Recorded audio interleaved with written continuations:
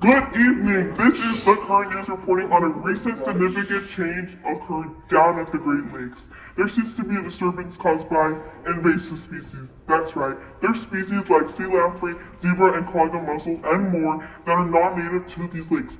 That makes them an immediate threat to ecosystems and economies of the Great Lakes basin. We will now hear more from our partner, Adam. Thank you, Stephen. Invasive species are growing as we know it.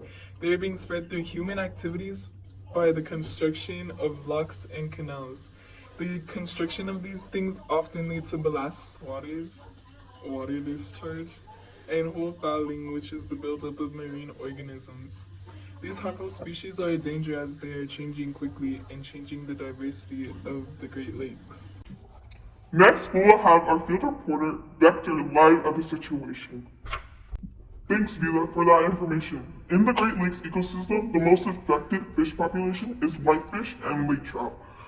These consumers are mainly affected due to having them compete with them for resources like food and habitats.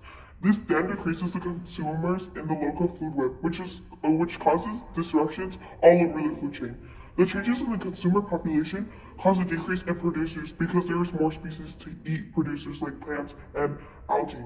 With fewer producer and consumers, there is less organic matter for decomposers like bacteria and fungi, which will also make them decrease. This shows that the flow of the energy in the food web would cut off the flow of the nutrients into offshore open waters and connecting habitats together. Yes, in fact, this is an exact example of a secondary succession. The pioneer species took care while regrowing would be trees around the Great Lakes because due to invasive species, they are affecting and stealing our resources, but they also change the soil. However, pioneer species like shrubs and weeds would grow first, but then intermediate species like trees would start growing too, as they're one of the strongest plants that can grow through rough conditions. After this disturbance, the climax community of this region would be a mixed seasonal forest as the most because of how effective the invasive species were to this region. Now we will hear more from our field reporter again, Vector.